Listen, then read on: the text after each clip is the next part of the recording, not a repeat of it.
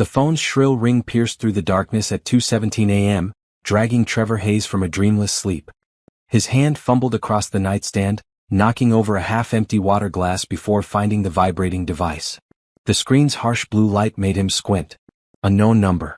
Every instinct told him to ignore it, to roll over and sink back into oblivion, but something stopped him. His thumb hovered over the decline button for 3 long seconds before he pressed accept. Hello? His voice came out rough, gravelly with sleep. Is this Trevor Hayes? A woman's voice, professional but urgent, cut through the line. Yes. Who is this? Mr. Hayes, this is Nurse Stephanie Mills from Metropolitan General Hospital. I'm calling about Camila Rodriguez. You're listed as her emergency contact in our older records. Trevor sat up so fast the room spun. Camila. He hadn't heard that name spoken aloud in months, though it echoed in his mind almost daily. What happened? Is she okay? Mr. Hayes, Ms. Rodriguez was admitted 3 hours ago in critical condition. Her liver is failing. She needs an emergency transplant, and we've been unable to locate any compatible donors from her family. According to our records, you were tested years ago during a health screening program. Your blood type and tissue markers indicated you might be a potential match. The nurse paused, and Trevor could hear the weight of what came next. We need you to come in immediately for compatibility testing. She's in surgery right now for stabilization, but without a transplant within the next 48 hours. She didn't finish the sentence. She didn't need to. Trevor's mind reeled. 2 years. It had been exactly 2 years, 3 months, and 16 days since he'd signed the divorce papers. Since he'd watched Camila walk out of the lawyer's office without looking back, her signature still wet on the documents that dissolved their 5-year marriage. Since the worst day of his life became just another Tuesday. Mr. Hayes? Are you still there? I'm coming. The words left his mouth before his brain fully processed them. I'm coming right now. Thank you, Mr. Hayes. Come to the emergency entrance. Ask for Dr. Patricia Wong. She's the transplant surgeon on call. Trevor was already out of bed, pulling on yesterday's jeans. Tell Camila I'm coming. If she's conscious, tell her I'm coming. I will, Mr. Hayes. The line went dead. Trevor stood in his bedroom, phone still pressed to his ear, heart hammering against his ribs. Camila was dying. The woman he'd loved more than breathing, the woman he'd failed, the woman who'd walked away from him, was dying. And he might be the only person who could save her. His hands shook as he grabbed a shirt from the closet. The blue button-down Camila had bought him 3 Christmases ago. He'd kept it, hidden in the back behind clothes he actually wore, unable to donate it or throw it away. Now he pulled it on, fingers fumbling with the buttons. The drive to Metropolitan General took 17 minutes. Trevor didn't remember a single second of it. He didn't remember parking or walking through the automatic doors into the fluorescent brightness of the emergency room. The smell hit him first. Antiseptic and fear mixed with bad coffee and industrial floor cleaner. I'm Trevor Hayes. He approached the reception desk, where a tired-looking woman with gray streaks in her black hair looked up from her computer. I got a call about Camila Rodriguez. I'm here for Dr. Wong. The receptionist's expression shifted from bureaucratic indifference to something softer. Recognition maybe. Or pity. Room 7 down that hallway. Dr. Wong is expecting you. Trevor's feet moved automatically. The hallway stretched endlessly, harsh lights buzzing overhead. Room 5.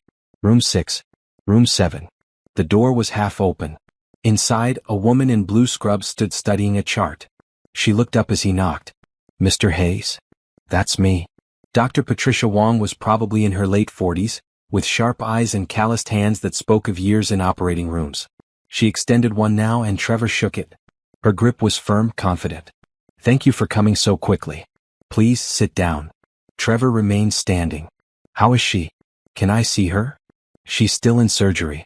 We're stabilizing her condition, but her liver function is at 11%. Without a transplant, she has days at most. Dr. Wong's directness was almost comforting in its lack of sugarcoating. Mr. Hayes, I need to explain what we're asking of you. I'll do it. Trevor interrupted. Whatever she needs. I'll do it. You haven't heard the risks yet. I don't care about the risks. She needs a liver. I'm here. Test me. If I'm compatible, take whatever she needs. Dr. Wong studied him for a long moment. You understand this is major surgery?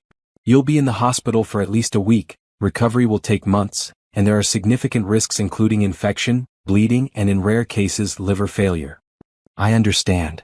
You're divorced according to our records. 2 years ago. And you're willing to do this anyway? Trevor met her eyes. She's dying. Nothing else matters. Not the divorce, not the past, nothing. If I can save her life, then that's what I'm going to do. Something shifted in Dr. Wong's expression.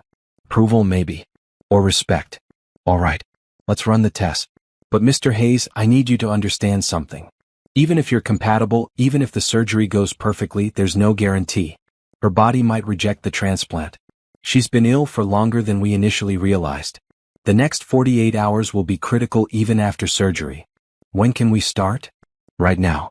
Follow me.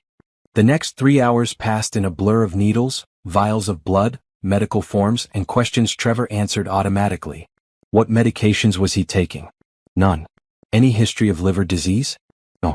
Had he consumed alcohol in the last 24 hours? No. Did he understand this was voluntary and he could withdraw consent at any time? Yes and no, he wouldn't be withdrawing anything. At 5:43 a.m., as weak sunlight began filtering through the hospital windows, Trevor sat alone in a waiting room, staring at a coffee machine that had been out of order for what looked like months based on the faded, out-of-service sign. His phone buzzed. A text from his business partner, Nicole. Where are you? Meeting with the Brennan clients at 9. Trevor had forgotten. The Brennan project, 6 months of architectural work, the biggest contract their firm had landed. He typed back, family emergency. Reschedule. I'll explain later. Nicole's response came immediately, everything okay? No. But it will be. He hoped that was true. The waiting room door opened. A young woman stepped through, mid-20s, with dark curly hair pulled into a messy bun and eyes red from crying. She wore a green cardigan over a white blouse and carried 2 paper cups of coffee. She froze when she saw Trevor. Rosa? Trevor stood. Rosa Rodriguez, Camila's younger sister, stared at him like he was a ghost. The coffee cups trembled in her hands. Trevor? What are you doing here? The hospital called me. They said Camila needs a transplant. I'm being tested for compatibility. Rosa's face crumpled. The coffee cups hit the floor, brown liquid spreading across the linoleum, and she was across the room, arms around Trevor, sobbing into his shoulder. Thank you. Oh God, thank you. We didn't know who to call. Mom's been trying to reach her cousins in Arizona, but none of them are compatible and I'm not a match and we thought. Trevor wrapped his arms around her, this girl who'd been in college when he and Camila got married, who'd been a bridesmaid at their wedding, who'd called him a selfish coward when the divorce went through. It's okay. I'm here. I'm not going anywhere. She didn't want us to call you. Rosa pulled back, wiping her eyes with the sleeve of her cardigan. She made me promise. She said she'd already hurt you enough and she wouldn't let us drag you back into her life. But Mom found your name in the hospital system as a potential donor and the nurses called before we could stop them. Trevor's chest tightened. Even dying, Camila had been trying to protect him. Rosa, what happened? The nurse said liver failure, but Camila was healthy. She never even drank much. Rosa sank into one of the waiting room chairs and Trevor sat beside her. She looked exhausted, like she'd been awake for days. It started about 18 months ago. She got sick just a little at first. Tired all the time, losing weight, stomach problems. She thought it was stress from work. You know how she is, always pushing herself too hard. By the time she finally saw a doctor, the damage was already extensive. What caused it? Autoimmune hepatitis. Her immune system basically decided her liver was the enemy and started attacking it. The doctors tried medications, steroids, immunosuppressants, everything. Nothing worked. She's been on the transplant list for 8 months, but she's got a rare blood type and tissue markers that make finding a match nearly impossible. Rosa's voice broke. We were losing hope. And then tonight she collapsed at work. Her liver just gave out. Trevor processed this. 18 months. Camila had been sick for 18 months, fighting this battle, and he'd known nothing. He'd been living his quiet life, going to work, coming home to his empty apartment, occasionally dating women whose names he forgot within weeks, while Camila had been dying. Have you ever wondered if the person you walked away from needed you more than you knew? What would you do if you got a second chance to save the one you lost? Drop a comment below and tell me your thoughts, and don't forget to subscribe so you never miss a story about love, second chances, and the choices that change everything. I should have known, Trevor said quietly. I should have checked on her. How could you have known? She didn't tell anyone until she had to. That's Camila. She'd rather suffer alone than ask for help. Rosa looked at him, really looked at him, and something in her expression softened. I was wrong about you, Trevor. When you two divorced, I thought you gave up on her. Mom thought that too. We blamed you for a long time. Maybe you were right too. No. Rosa shook her head firmly. Camila told me the truth about 6 months ago when things got really bad. She told me what really happened. The fights weren't your fault. She was pushing you away because she was scared. Scared of being vulnerable, scared of needing someone, scared of all the things that come with really letting someone in. And instead of fighting for the marriage, she ran. She's the one who gave up, not you. Trevor had spent 2 years believing he'd failed Camila somehow. That if he'd been better, stronger, more patient, she wouldn't have left. Hearing Rosa say otherwise should have brought relief. Instead, it just hurt differently. None of that matters now, Trevor said. What matters is getting her through this. The waiting room door opened again.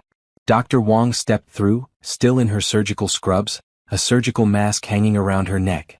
Her expression was carefully neutral. Trevor and Rosa both stood. The stabilization surgery went well, Dr. Wong said. She's in recovery. Her condition is critical but stable. She turned to Trevor. Mr. Hayes, your preliminary test results are promising. We need to run more comprehensive screenings, but initial markers suggest you're compatible. I've scheduled you for additional testing at 8 a.m. If everything checks out, we can perform the transplant surgery tomorrow afternoon. That fast? Rosa breathed. Ms. Rodriguez doesn't have time for us to be slow. Every hour we wait, her chances decrease. Dr. Wong looked at Trevor. Mr. Hayes, you need to rest. Get something to eat. The next few days are going to be difficult. You'll need your strength. Can I see her? Trevor asked. Even for a minute? Dr. Wong hesitated. She's unconscious. She won't know you're there. I'll know. After another pause, Dr. Wong nodded. 5 minutes.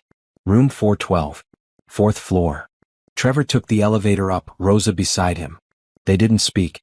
The 4th floor was quieter than the emergency room, hushed and dim. Room 412 was at the end of the hall. Through the small window in the door, Trevor could see machines, tubes, monitors displaying numbers he didn't understand. I'll wait here, Rosa said softly. Trevor pushed open the door. Nothing could have prepared him for seeing Camila like this. She'd always been so vibrant, so full of life and energy and stubborn determination. The woman in the hospital bed looked small, fragile, her olive skin pale and waxy under the harsh lights. Dark hair he remembered running his fingers through lay limp against the pillow. Tubes ran from her arms, her nose, her chest. Machines beeped steadily, tracking a heartbeat that sounded too slow. Trevor approached the bed slowly, like she might shatter if he moved too fast. Her hand lay on top of the blanket, thin and delicate, and 4 taped to the back. He took it gently in his own, careful not to disturb the tubes. Hey Mila, he whispered, using the nickname only he had ever called her. It's me. I know you didn't want them to call me. I know you were trying to protect me because that's what you do. You always put everyone else first. But I'm here now and I'm not leaving. You're going to be okay. I promise you're going to be okay. Her hand was cold in his. Trevor held it between both of his, trying to warm it. I never stopped loving you. I need you to know that. The divorce these past 2 years, none of it changed how I feel. And I'm going to make sure you survive this. Whatever it takes. The machines continued their steady beeping. Camila didn't stir. Trevor stood there, holding the hand of the woman he'd never stopped loving, and made a silent promise to whoever might be listening. She would survive this. She had to. Morning light streamed through the hospital windows, harsh and unforgiving, as Trevor completed his 4th round of testing. A phlebotomist named Gerald, who'd been drawing blood for 30 years and had stories about every visible vein in the human body, wrapped a bandage around Trevor's arm and patted his shoulder. You're a good man doing this. Not many would. Trevor didn't feel particularly good. He felt exhausted, running on 2 hours of sleep and hospital vending machine coffee that tasted like burnt rubber. But he nodded his thanks and rolled down his sleeve. Dr. Wong found him in the hallway outside the testing lab at 11:30 a.m., her expression unreadable. Trevor's heart stopped. Is she okay? Ms. Rodriguez's condition hasn't changed. Still critical, still stable. Dr. Wong held a tablet, and she pulled up something that looked like a complex chart. Mr. Hayes, your results are remarkable. You're not just compatible. You're a near-perfect match. The likelihood of rejection is extremely low. Lower than we'd see with many sibling donors. Relief hit Trevor like a physical wave. His knees actually weakened. So we can do the surgery? We can. And we should as soon as possible. I've scheduled the operating rooms for 3 p.m. today. That gives you, she checked her watch, 3.5 hours. You need to sign consent forms, meet with the anesthesiologist, and I strongly recommend you eat something substantial. You won't be able to keep anything down after surgery for a day or two. I'm ready. Where do I sign? Dr. Wong led him to a small consultation room where a stack of papers waited. She walked him through each form, explaining the procedures, the risks, the recovery timeline. Trevor signed everything without hesitation. His hand was steady. His mind was clear. This was the easiest decision he'd ever made. Your emergency contact? Dr. Wong asked, pen poised over the final form. Trevor hadn't thought about that. His parents had retired to Florida 3 years ago. His brother lived in Seattle. Nicole was a business partner, not family. Rosa Rodriguez, he said finally. Camila's sister. Dr. Wong wrote it down, then looked up at him. Mr. Hayes, I have to ask. Are you certain about this? Once we begin, there's no going back. You'll wake up with significantly less liver than you have now. Your body will regenerate most of it over time, but you'll carry surgical scars and potential complications for the rest of your life. For a woman you're no longer married to. Dr. Wong, if your spouse or ex-spouse was dying and you could save them, would you hesitate? She smiled slightly. No, I wouldn't. Then you have your answer. After signing the forms, Trevor found Rosa in the family waiting area on the 4th floor. She wasn't alone. An older woman sat beside her, wearing a maroon dress and a rosary around her neck, her face lined with worry and exhaustion. Elena Rodriguez, Camila's mother. Trevor hadn't seen Elena since the divorce. The last time they'd spoken, she'd called him disappointing. Said she'd expected better from the man she'd welcomed into her family.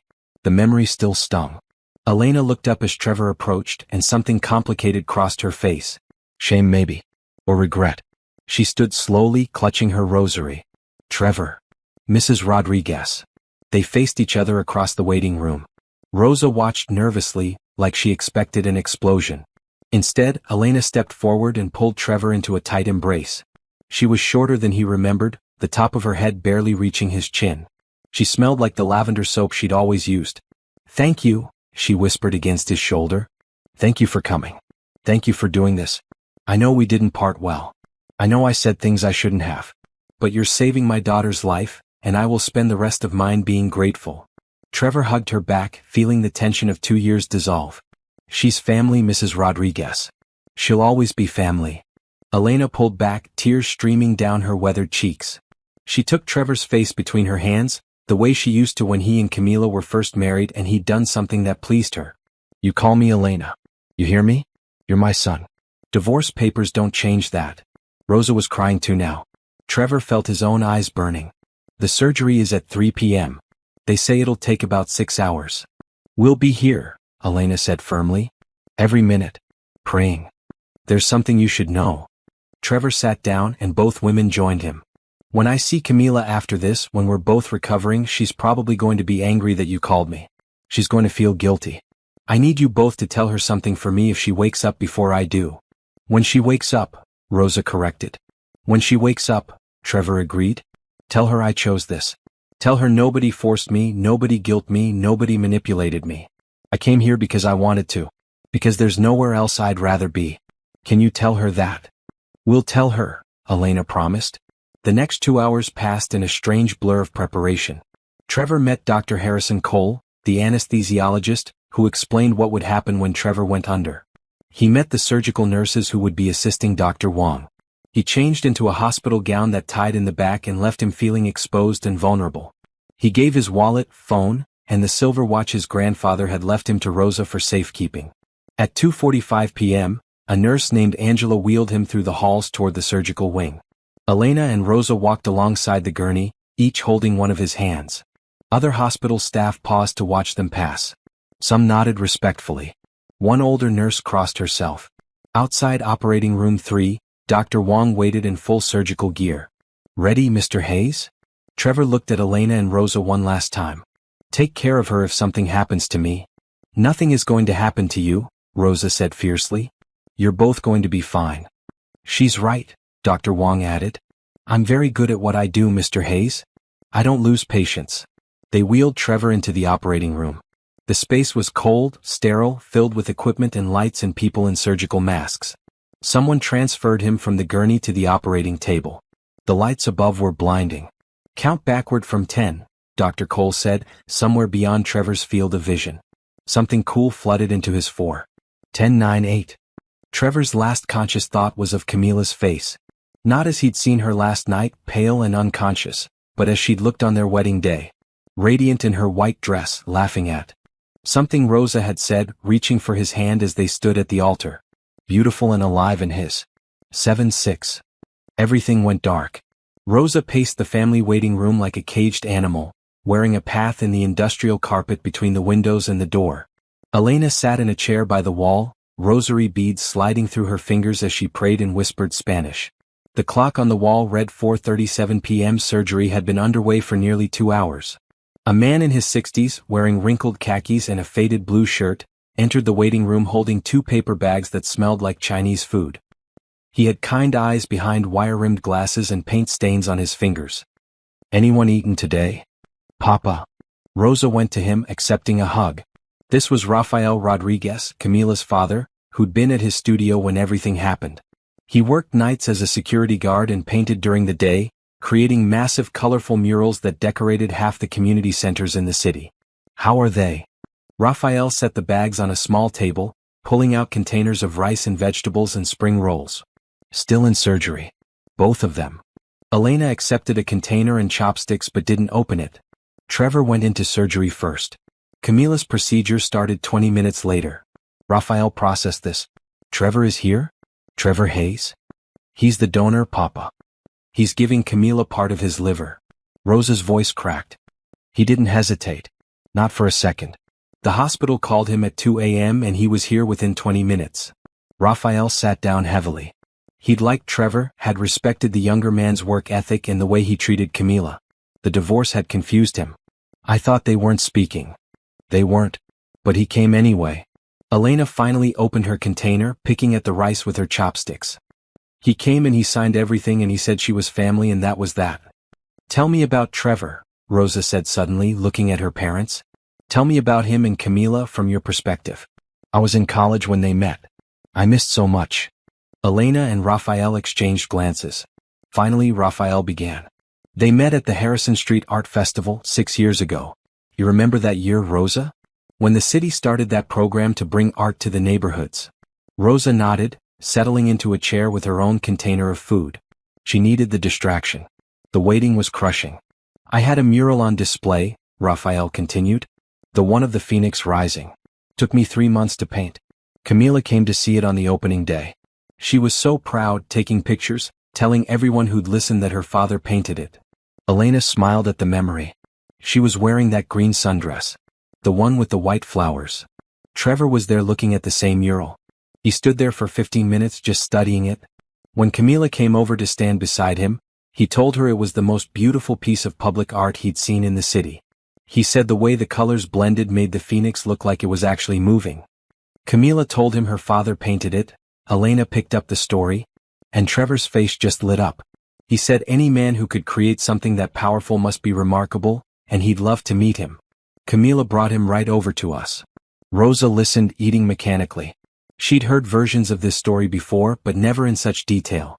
"We talked for 2 hours, Rafael said. About art, architecture, the city, everything. Trevor had just started his own firm with that woman, Nicole. He was working constantly, barely sleeping, trying to build something. But when he talked about his work, his eyes shone. He loved it. The way I love painting. And he never looked away from Camila," Elena added. "Not once in those 2 hours. Even when he was talking to us, his attention was on her. Like she was the sun and he was just orbiting." "They started dating the next week," Rafael said. "Camila had never been so happy. She'd laugh at everything. She'd call us 3 times a day just to tell us something funny Trevor had said or something sweet he'd done. For her birthday that year he designed a tiny house. Just a sketch but detailed. With a studio for me to paint in and a garden for Elena and a library for Camila because she'd always wanted a room just for books." "Why didn't they build it?" Rosa asked. "Life got in the way," Elena said softly. "Trevor's firm got busy. Camila was promoted at the nonprofit. There was never time. But she kept that sketch. It's framed in her apartment." Rafael pulled out his phone, scrolling through old photos. He found one and passed it to Rosa. Trevor and Camila at someone's birthday party, probably 3 years ago. Trevor wore a red shirt, Camila a blue dress. They were laughing at something off camera, Camila leaning into Trevor's side, his arm around her shoulders. They looked absolutely in love. What happened? Rosa asked quietly. Why did they split up? Elena sighed. Life happened. Work stress. Money pressure. Camila's hours at the nonprofit got longer. Trevor's biggest client went bankrupt, owing them thousands. They started arguing about small things. Who forgot to buy milk? Who was supposed to call the landlord about the broken heater? Little things that shouldn't have mattered. But they added up, Raphael said. And then Camila's supervisor, that woman Christine, started putting ideas in her head. Telling her she was too young to be tied down. That she should focus on her career. That marriage was holding her back. Rosa frowned. I never knew that. Camila didn't tell many people. But she started coming home later. She stopped asking Trevor about his day. She became distant. Elena's voice was heavy with old sadness. Trevor tried. He'd cook dinner and it would get cold waiting for her. He'd plan date nights and she'd cancel. He suggested counseling and she said they didn't need it. One night they had a big fight, Raphael continued. About something stupid.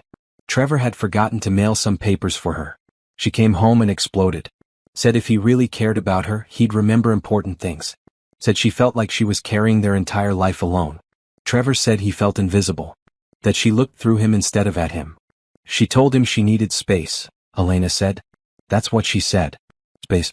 Trevor took that to mean she wanted to separate. He moved out the next day. Stayed with Nicole for a week, then got his own apartment. I think he was trying to give Camila what she asked for.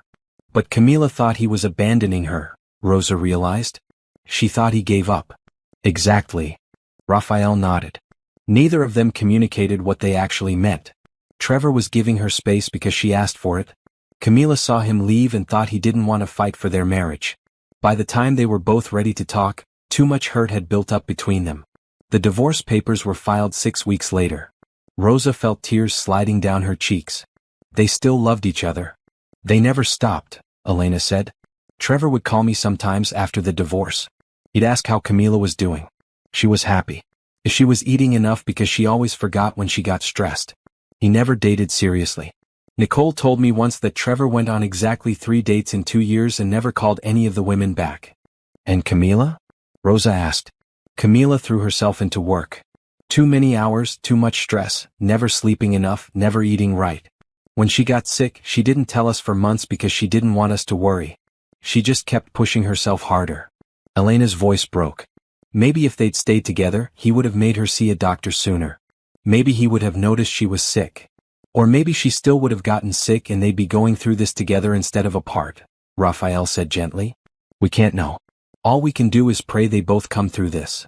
The waiting room door opened. A nurse in purple scrubs stepped in. Rodriguez family? All 3 of them stood at once. Yes, Elena said, her hand going to her rosary. Dr. Wong asked me to give you an update. Both surgeries are progressing well. Ms. Rodriguez's procedure is about halfway complete. Mr. Hayes' surgery is moving into the final stages. Everything is going according to plan. Relief flooded through Rosa. They're okay? They're doing very well. Dr. Wong will come speak with you as soon as Mr. Hayes is out of surgery. The nurse smiled reassuringly and left. Elena sagged back into her chair. Thank God. Thank God. Raphael put his arm around his wife. Rosa returned to the window looking out at the city. Somewhere in this building, Trevor and Camila were fighting for their lives. Fighting for each other, really, whether Camila knew it yet or not. Rosa pulled out her own phone, scrolling to her photos. She found one from Camila and Trevor's wedding. The whole family was in it, taken by a professional photographer outside the church. Trevor in his charcoal suit, Camila in her wedding dress, everyone smiling. Rosa had been 22, wearing a bright pink bridesmaid dress she thought was hideous but wore anyway because Camila loved it. She remembered Trevor's vows. He'd written them himself and he'd cried while saying them, which had made half the church cry too. Camila, you are my home. The place I return to when the world is too much. The face I want to see when I wake up and when I fall asleep. I promise to choose you, every single day, even on the days when it's hard. Especially on the days when it's hard. I promise to laugh with you in good times and hold you through bad times. I promise to build a life with you, brick by brick, day by day, until we've created something beautiful. I love you. I will always love you. Camila had cried too. Her vows had been shorter, simpler. Trevor, you see me. The real me, not the person I pretend to be for the world. You make me braver. You make me better. I promise to see you too. To appreciate you, support you, and stand beside you no matter what comes. I love you more than words can say. They'd meant those vows. Rosa knew they had. Somehow, in the mess of daily life, they'd forgotten them. But Trevor hadn't forgotten. 2 years later, he was in surgery giving Camila part of his body to keep her alive. If that wasn't love, Rosa didn't know what was. Her phone buzzed. A text from her boyfriend, Carlos. How is everything? Rosa typed back. Both still in surgery. It's going well. I'm here if you need anything. Say the word and I'll come to the hospital. Rosa smiled slightly. Thank you. I love you. Love you too. Stay strong. She pocketed her phone. Elena was praying again. Raphael had given up on the Chinese food and was staring at the wall, lost in thought. The clock read 5:12 p.m. 3 more hours at least. Maybe 4. Rosa settled in to wait. Dr. Patricia Wong pushed through the doors of the surgical waiting room at 7:43 p.m., still in her surgical scrubs but with her mask pulled down. She looked tired but satisfied. Elena, Raphael, and Rosa all jumped to their feet. Both surgeries were successful, Dr. Wong said immediately, and Rosa felt her knees go weak with relief. Mr. Hayes came through beautifully. His portion of the procedure took about 5 hours. We removed approximately 60% of his liver, which will regenerate over the next several months. The organ was healthy, well perfused, exactly what we hoped for. And Camila? Elena gripped Raphael's hand so tightly her knuckles went white. Ms. Rodriguez's surgery was more complicated as we expected. Her liver was more damaged than the scans indicated. But the transplant went smoothly. The new tissue is already showing signs of function. Her body appears to be accepting it well, though we'll need to monitor closely for rejection over the next few days. Can we see them? Rosa asked. They're both in recovery right now. Mr. Hayes should wake up within the next hour. Ms. Rodriguez may take longer as her surgery was more extensive. Once they're stable and conscious, you can see them briefly. But understand they'll be in significant pain and very disoriented. They need rest more than anything. Elena nodded, tears streaming down her face. Thank you. Thank you so much, Dr. Wong. Thank Mr. Hayes. He's the hero here. Dr. Wong's expression softened. I've been doing transplant surgery for 16 years. I've seen a lot of donors. Family members who feel obligated. Friends who are pressured into it. But Mr. Hayes? He didn't hesitate. Not once. He signed those consent forms faster than anyone I've ever seen. Whatever happened between him and your daughter, his love for her is absolutely real. We know, Raphael said quietly. We've always known. Dr. Wong left to check on her patients. The Rodriguez family returned to their vigil, this time with hope instead of fear weighing on them. Elena started making phone calls to relatives who'd been waiting for updates. Raphael ordered more food and this time everyone actually ate. Rosa collapsed into a chair, exhaustion hitting her all at once. You should go home, Elena told her daughter. Get some sleep. We'll call if anything changes. I'm not leaving. Rosa shook her head. Not until I see them both awake. An hour later, a nurse came to tell them Trevor was conscious and asking for them. They followed her to the recovery ward, a maze of curtained-off spaces with beeping machines and the constant shuffle of medical staff. Trevor was in the third bay from the left. He looked terrible. Pale, drawn, with dark circles under his eyes and an oxygen tube in his nose. A sheet covered him to the chest, hiding the surgical dressings Rosa knew were underneath. And 4 drip fed into his left arm. Monitors tracked his vitals and steady green lines. But his eyes were open. Alert. When he saw them, he managed a weak smile. Hey. Oh, Mijo. Elena was beside the bed immediately, taking his hand carefully to avoid disturbing the 4. How do you feel? Like someone took a machete to my abdomen, Trevor admitted. His voice was hoarse, probably from the breathing tube. But alive. How's Camila? The surgery went perfectly, Rosa assured him from the foot of the bed. Dr. Wong said her body is already accepting the transplant. Something in Trevor's expression cracked. Relief so profound it was almost painful to witness. She's going to be okay? She's going to be okay, Raphael confirmed. Because of you. Trevor closed his eyes. A single tear slid down his temple into his hair. Thank God. I was so scared. The nurse said you were asking for us the moment you woke up, Rosa said. Most people ask for water or pain medication. You asked if Camila was alive. Nothing else mattered. Trevor opened his eyes again. Can I see her? She's still unconscious, Elena said. But as soon as she wakes up, we'll tell her you're here. We'll tell her everything you did. Will she be angry? Trevor asked. That I donated? Rosa exchanged glances with her parents. Probably. You know Camila. She hates feeling like she owes anyone anything. She's going to feel guilty. Tell her she doesn't owe me anything. This wasn't a transaction. It was the right thing to do. A nurse appeared at the curtain. I'm sorry, but Mr. Hayes needs to rest. You can come back in the morning during visiting hours. Reluctantly, the Rodriguez family said their goodbyes. Elena kissed Trevor's forehead like he was her own son. Rafael squeezed his shoulder. Rosa hugged him carefully, avoiding his bandages. Thank you for giving us our sister back. Take care of her, Trevor said. And tell her when she wakes up, tell her I'm fine. Tell her not to worry about me. Just focus on getting better. They promised they would. Outside Trevor's recovery bay, they found Dr. Wong conferring with another doctor over a chart. She looked up as they approached. Good timing. Ms. Rodriguez is waking up. Would you like to see her? They practically ran to Camila's recovery bay. She was in worse shape than Trevor, connected to more machines with more tubes and monitors. Her skin had a grayish tint that scared Rosa. But her eyes were fluttering open. Camila. Elena was there instantly, smoothing back her daughter's hair. Sweetheart, can you hear me? Camila's eyes focused slowly. Her lips moved but no sound came out. A nurse adjusted something on one of the machines and handed Camila a small cup of ice chips. Just tiny sips.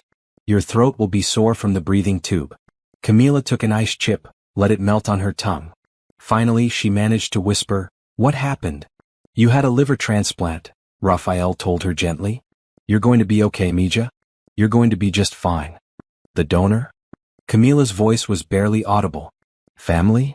Rosa and Elena looked at each other. This was the moment they'd been dreading and anticipating in equal measure. It was Trevor, Rosa said quietly. Trevor donated part of his liver to you. Camila's eyes went wide. She tried to sit up and immediately gasped in pain, falling back against the pillows. No, I told you not to call him. I told you. We didn't call him, Elena interrupted. The hospital did. His name was in the system as a potential match from years ago. The nurses called before we even knew. And Camila, when he found out you needed help, he didn't hesitate. Not for 1 second. Where is he? Camila's eyes darted around like she could see through the curtains to the rest of the recovery ward. Is he okay? Tell me he's okay. He's fine, Rafael assured her. He came through the surgery perfectly. He's 2 bays over, resting. Dr. Wong says both of you will make full recoveries. Tears spilled down Camila's cheeks. I can't believe he did this. After everything, after the divorce, after how I treated him, he loves you, Rosa said simply. He never stopped loving you, Camila. And before you start feeling guilty or trying to figure out how to pay him back, he specifically told us to tell you this doesn't mean you owe him anything. He said it was just the right thing to do. Of course he'd say that. Camila was crying harder now, the tears coming faster. That's so Trevor. Always taking care of everyone else, never asking for anything back. He asked for one thing, Elena said. He asked us to tell you not to worry about him. Just focus on getting better. Camila closed her eyes, but the tears kept falling. I need to see him. Tomorrow, the nurse said firmly. Both of you need rest tonight. Trust me, you'll feel terrible if you try to move around. Tomorrow morning, if you're both stable, we can wheel you to the same recovery room. Promise? Camila looked at the nurse with desperate eyes. Promise?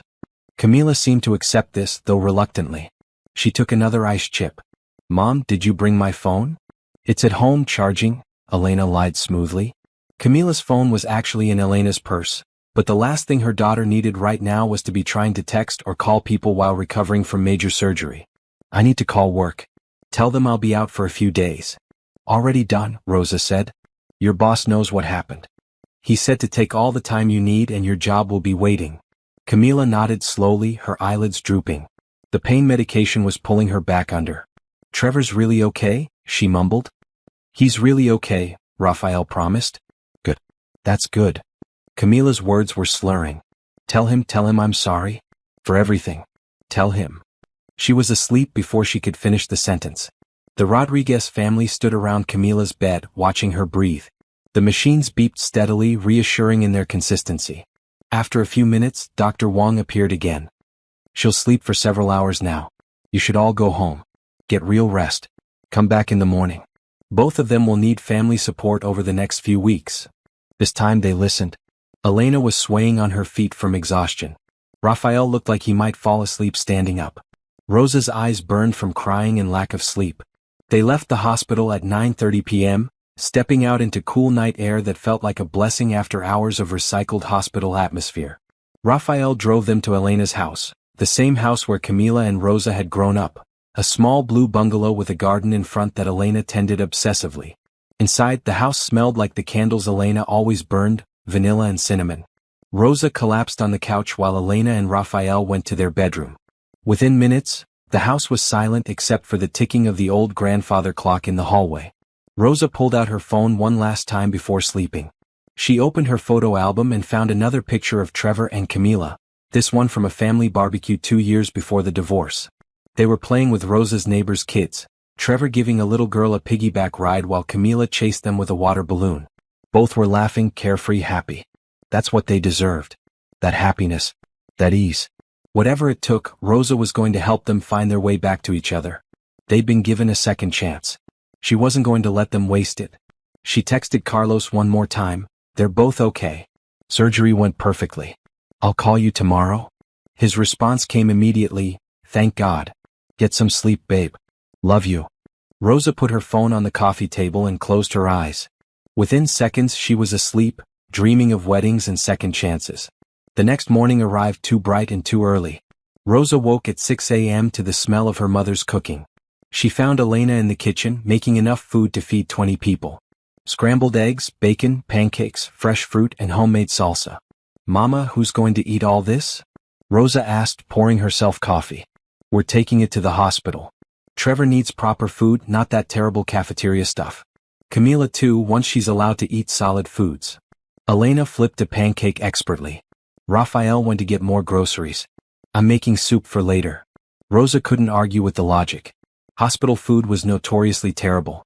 She helped her mother pack everything into containers, and by 8 a.m. they were back in Raphael's car heading to Metropolitan General. The hospital looked different in morning light. Less intimidating, more mundane. Just a building full of people trying to heal. They navigated the now familiar route to the recovery ward, arms full of food containers.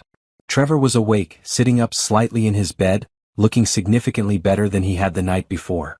Some color had returned to his face. He was drinking water through a straw and talking to a nurse who was checking his vitals. How's our hero this morning? Elena asked, setting down her containers on the rolling table beside his bed. Trevor smiled. It was still weak, but genuine. Sore. Really sore. But alive. How's Camila? We haven't seen her yet, Rosa admitted. We came to you first. Wanted to make sure you ate something good. Elena started unpacking food. The nurse laughed. Mrs. Rodriguez, hospital policy says patients have to eat from the cafeteria. Hospital policy can make an exception, Elena said firmly. This boy just saved my daughter's life. He gets real eggs. The nurse, a woman named Patricia who'd been working this ward for 20 years, took one look at Elena's face and wisely chose not to argue. I'll just note in the chart that family brought supplemental nutrition. Trevor accepted a plate of eggs and bacon gratefully. This smells amazing. Thank you, Elena. You call me Mama, Elena corrected. Like you used to. Something softened in Trevor's expression. Thank you, Mama. They sat with him while he ate, catching him up on the logistics. Dr. Wong wanted both him and Camila to stay in the hospital for at least a week. Trevor's firm was covered. Nicole was handling everything and sent her best wishes. Camila's job had given her medical leave with full pay. The insurance companies were sorting out the complex billing, but Elena had already talked to the hospital's financial aid office to make sure neither Trevor nor Camila would be bankrupted by this. You didn't have to do that, Trevor protested when Elena mentioned the financial arrangements. You gave my daughter a piece of your body. I can handle some paperwork. Elena's tone left no room for argument. At 9:30 a.m. Dr. Wong made her rounds. She checked Trevor's incision, examined his chart, and declared herself satisfied with his progress. You're healing beautifully, Mr. Hayes. If you continue like this, you might be able to go home in 5 days instead of 7. Can I see Camila today? Trevor asked. Let me check on her first. If she's stable and comfortable, I'll have you both move to a shared room. Might be good for both of your recoveries to see each other. Dr. Wong made notes on her tablet and moved on to her next patient. 30 minutes later, orderlies were wheeling both Trevor and Camila to a larger private room on the 5th floor. It had 2 hospital beds separated by a curtain that could be pulled for privacy, a window with a view of the city, and enough space for visitors. Trevor was positioned first, his bed adjusted so he could sit up comfortably. Then they wheeled in Camila. She looked better than she had the night before, though still frighteningly pale and fragile. Her dark hair was tangled, and there were circles under her eyes. But she was awake and alert, and the moment she saw Trevor, her face crumpled. "Don't cry," Trevor said immediately. "You'll hurt your incision if you cry too hard. Don't tell me not to cry." Camila's voice was stronger than last night, though still hoarse. "You gave me part of your liver, Trevor. Your liver. Do you understand how insane that is?" "It's not insane. It's just biology. After everything I put you through. After how we ended. After 2 years of not speaking, you just showed up and... She couldn't finish the sentence, too overcome with emotion. The nurse and orderlies finished setting up Camila's bed and monitors, then tactfully left, pulling the door shut behind them. Elena, Raphael, and Rosa stepped out into the hallway to give Trevor and Camila privacy. Through the small window in the door, Rosa could see them looking at each other across the space between their beds. Inside the room, Trevor and Camila stared at each other. 2 years since they'd been in the same space. 2 years since they'd spoken face to face. The divorce papers had been signed remotely through lawyers, avoiding this exact situation. "You look terrible," Camila said finally, and despite everything, it came out almost affectionate. "You look worse," Trevor replied, and the corner of his mouth twitched. "Though still beautiful. Don't do that. Don't be sweet to me right now. I don't deserve it. Camila, you literally just had major surgery. If there was ever a time for me to be sweet to you, it's now. I told them not to call you." Camila's hands twisted in her blanket. "I specifically made Rosa promise not to drag you back into my life. This wasn't supposed to happen. The hospital called me automatically. Your family didn't drag me anywhere. I came because I wanted to." Trevor shifted slightly, wincing at the pull on his stitches. "And before you start trying to figure out how to repay me or insisting you owe me something, you don't. This wasn't a transaction. It was the right thing to do." "Right thing to do," Camila repeated, her voice thick with unshed tears. "Trevor, we're divorced. You don't owe me anything. I don't get to ask anything of you ever again. But you gave me part of your body anyway. Camila, what did you expect? Did you think I'd get that call and say no? That I'd just let you die because we signed some papers? That's not who I am. You know that." "I know." The tears spilled over. "That's what makes this so much worse. You're still the same person you always were. Kind and generous and selfless. And I'm still the person who walked away from you. You were scared. I was a coward. You were human." Trevor's voice was gentle. "We both made mistakes, Mila. We both said things we shouldn't have. We both let fear and pride and stubbornness destroy something beautiful. But that doesn't mean I stopped caring about you. That doesn't mean I'd ever just let you die if I could prevent it." Camila wiped at her face with the back of her hand, trying to pull herself together. "How are you so calm about this? You literally had major surgery yesterday because of me?" "I'm calm because you're alive. That's all that matters." "God, Trevor." Camila laughed wetly. "You make it sound so simple." "It is simple. You needed help. I could provide it. End of story. Except it's not the end of the story.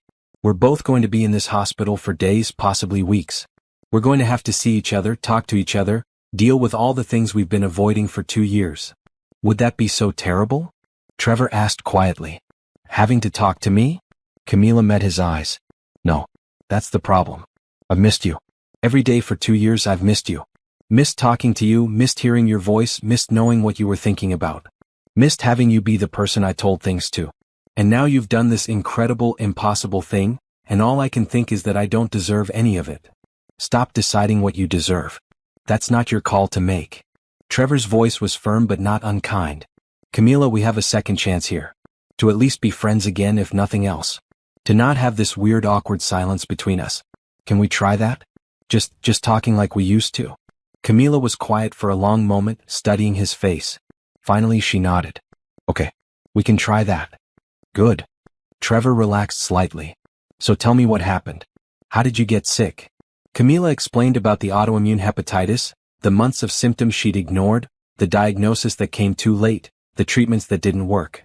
Trevor listened, his expression growing more concerned with every detail. Why didn't you tell anyone sooner? He asked when she finished. Because I'm an idiot who thought she could handle everything alone. Camila shook her head at her own stupidity. I was working 60-hour weeks at the nonprofit. I was stressed and tired all the time anyway. I told myself it was just burnout. By the time I collapsed at work and they forced me to go to the hospital, the damage was extensive. You were always terrible at taking care of yourself, Trevor said. Remember when you got that flu and refused to stay home from work? I had to literally hide your car keys. You drove me to work anyway because you said you wouldn't let me take the bus while sick. Because you're stubborn. Because I'm dedicated, Camila corrected, but she was smiling slightly. This felt familiar, safe. The easy banter they'd once shared. A soft knock on the door interrupted them. Rosa poked her head in. Is it safe to come in? Yeah, Camila called. Come in. The Rodriguez family filed back in, along with a nurse bringing lunch trays. The nurse took one look at Elena's containers and sighed. Let me guess you brought more food? Just soup for Camila, Elena said innocently. Once the doctor says she can have it. The nurse checked Camila's chart. Actually, Dr. Wong approved solid food starting today. Bland diet only. Broth, jello, plain crackers.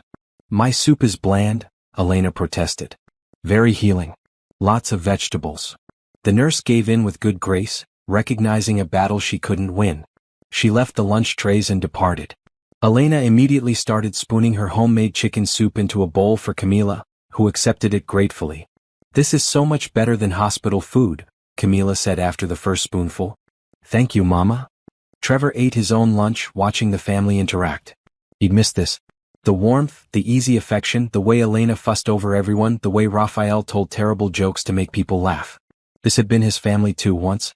He'd lost them in the divorce almost as much as he'd lost Camila. Are you someone who believes people deserve second chances? Do you think love can survive even the hardest mistakes? Drop a comment and let me know what you'd do in Trevor's situation, and make sure you subscribe so you never miss another story about hope, healing, and the power of choosing love over pride. After lunch, Raphael suggested they watch something on TV to pass the time. He found a channel showing nature documentaries, and they spent the afternoon watching programs about coral reefs and rainforests. Camila fell asleep halfway through the second documentary, exhausted by the simple act of being awake and eating. Rosa and Elena stepped out to get coffee, leaving Trevor and Raphael alone with sleeping Camila. Raphael moved his chair closer to Trevor's bed. I owe you an apology, Raphael said quietly. When you and Camila divorced, I was angry. I blamed you. I thought you gave up on my daughter without fighting. You had every right to think that, Trevor replied. From the outside, that's exactly what it looked like. But that's not what happened. Rosa told us what really went on. About the miscommunication, about Camila pushing you away, about both of you being too proud to be honest. I should have tried to understand instead of judging. You were protecting your daughter. I respect that. Still, you deserved better from me. From all of us. Raphael glanced at sleeping Camila. She talked about you sometimes. Usually late at night when she thought no one was listening. She'd say she made a mistake. That she should have fought harder. That she let the best thing in her life walk away. Trevor's throat tightened. She said that? Many times. I think she was planning to reach out to you eventually. But then she got sick and I don't know, maybe she thought you'd moved on. That you'd found someone else and wouldn't want to hear from her. I never moved on, Trevor admitted. I tried. Went on a few dates. But it was like trying to eat cardboard when you've tasted actual food. Nothing compared. Raphael nodded understanding. When you love someone the way you two loved each other, there's no getting over it. There's only learning to live with the hole they left behind. Pretty depressing way to put it. I'm a security guard and a painter.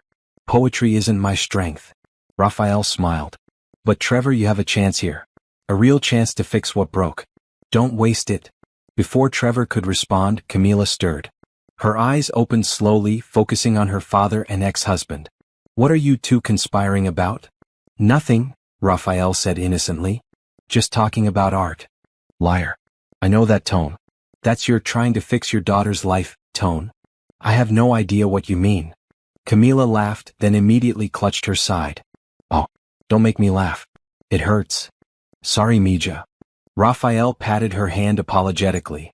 Your mother and Rosa should be back soon with coffee. You want anything? Ice chips. My throat is so dry. Raphael went to find a nurse to get ice chips, leaving Trevor and Camila alone again. The afternoon sun streamed through the window, painting everything golden. On the TV, a nature documentary narrator was describing the mating habits of birds of paradise. Trevor? Camila's voice was soft. Yeah. When I get out of here, when we're both recovered, can we maybe get coffee? Just, as friends? Catch up properly? Trevor looked at her, at the woman he'd never stopped loving, at the second chance they'd been given in the most dramatic way possible. I'd like that. Okay. Good. They smiled at each other across the space between their beds, and for the first time in 2 years, the future felt like something other than an empty road.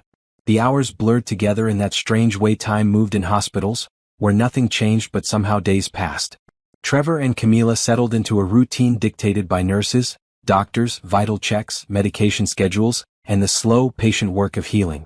Dr. Wong visited twice daily, examining their incisions, checking their labs, adjusting medications. You're both healing ahead of schedule, she announced on day 3. Mr. Hayes, your liver is regenerating beautifully. Ms. Rodriguez, your body is accepting the transplant with minimal complications. Whatever you're both doing, keep doing it. What they were doing mostly was talking. Hours and hours of talking, filling in the gaps of 2 years apart. Trevor told Camila about the projects his firm had completed. A community center in the warehouse district. A renovated school on the east side. A small medical clinic that served low-income families. That one was actually inspired by you, Trevor admitted. Remember how you used to talk about healthcare access? How people in poor neighborhoods couldn't get to doctors? I designed the clinic pro bono. Nicole thought I was crazy taking on work for free when we had bills to pay, but I couldn't stop thinking about what you'd said. Camila listened, her heart aching. I never knew you did that. Why would you? We weren't speaking. Trevor shrugged, then winced as the motion pulled his stitches. But yeah. Your voice was in my head the whole time, telling me architecture could be about more than just buildings. That it could improve lives. My voice is bossy, Camila said. Your voice is inspiring. Camila told Trevor about her work at the nonprofit, the programs they'd expanded, the families they'd helped. We doubled our reach this year.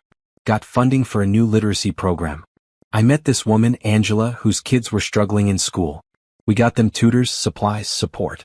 Her oldest daughter just got accepted to college. First in her family to go. You changed their lives, Trevor said. We gave them opportunities. They changed their own lives. Still bossy, Trevor teased, and Camila threw a wadded-up napkin at him. The Rodriguez family visited daily, bringing food, staying for hours, creating a warm bubble of normalcy in the sterile hospital room. Elena fussed over both of them equally, adjusting blankets, bringing extra pillows, checking water cups. Raphael told stories about his latest mural project, a massive piece covering an entire building downtown. Rosa brought books and magazines, stayed late into the evenings just talking. On day 4, Nicole Chen came to visit Trevor. She was a sharp woman in her mid-30s, wearing bright red slacks and a white silk blouse, her black hair cut in a severe bob that somehow made her look both professional and approachable. She carried a briefcase and a bag of expensive coffee. You look terrible, she announced, setting the coffee on Trevor's table. But alive, which is more than I expected when I got your text about a family emergency. Thanks, Nicole. Your sympathy is overwhelming. You know I'm not the sympathy type. I'm the get things done type, which is why your firm is still running smoothly despite you being in here. Nicole pulled up a chair, nodded politely to Camila. Hi, I'm Nicole. Trevor's business partner. Camila. Trevor's ex-wife. The famous Camila. Heard a lot about you. Nothing good, I'm sure. Actually, all good. Trevor's terrible at trash talking. Even after the divorce, he'd just get this sad look whenever someone mentioned you. Nicole accepted a cup of the good coffee she'd brought and took a sip. So, how's the recovery going? Trevor filled her in on his progress. Nicole listened, making mental notes. Right. So you'll probably be out in another few days. Then what, a month before you can come back to work? Dr. Wong said 6 weeks minimum. Fantastic. We have 3 projects due in that time frame. Nicole. I'm kidding. Mostly. I've already rescheduled meetings and brought in Paolo to help with the drafting work. Everything's covered. You focus on healing. Nicole's expression softened slightly. You did a good thing, Trevor. A crazy thing, but a good thing. After Nicole left, promising to visit again later in the week, Camila looked at Trevor thoughtfully. She cares about you. Nicole's a good friend. Is that all she is? Trevor caught the note in Camila's voice. Yes, that's all. Nicole is married with 2 kids. She's my business partner and my friend. Nothing more. Never has been. Camila looked embarrassed. Sorry? I shouldn't have implied anything. You're allowed to ask questions. Not about your personal life. That's not my place anymore. Camila, you're allowed to be curious about whether I dated anyone after you. For the record, I went on 3 dates in 2 years. None of them went anywhere because none of them were you. Camila was quiet for a moment. I didn't date anyone either. Couldn't. Every man I met, I'd compare them to you and they'd come up short. The air between them felt heavy with things unsaid. Before either could speak, a nurse came in to check vitals and the moment passed. That evening, after the Rodriguez family had gone home and the hospital settled into nighttime quiet, Camila couldn't sleep. The medications made her drowsy but her mind was too active, spinning through memories and questions and possibilities. Trevor? She whispered into the darkness. You awake? Yeah. His voice came from across the room. Can't get comfortable. Me neither. Camila stared at the ceiling. Can I ask you something? Always. Why did you really leave? That night we fought when I asked for space. Why did you move out so fast? Trevor was quiet for so long Camila thought he might have fallen asleep. Finally he spoke. Because I thought that's what you wanted. You said you needed space. You said you felt suffocated. I thought if I gave you physical distance you could breathe again. I thought I was doing what you asked. I didn't want you to leave. I wanted you to fight for us. How was I supposed to know that? You told me you needed space. You didn't say you wanted me to argue with you about it. I know. I know I didn't communicate clearly. But Trevor, the way you just packed up and left the next day, it felt like you'd been waiting for an excuse. Like you were relieved to go. Relieved? Trevor's voice rose slightly, then he moderated it back to a whisper. Camila, leaving you was the hardest thing I've ever done. I cried for 3 hours at Nicole's apartment that first night. I slept on her couch for a week because I couldn't stand the thought of finding my own place, making it permanent. Every morning I'd wake up and think about coming back, apologizing, begging you to let me come home. But you never called. You never texted. You seemed fine without me. I wasn't fine. I was a mess.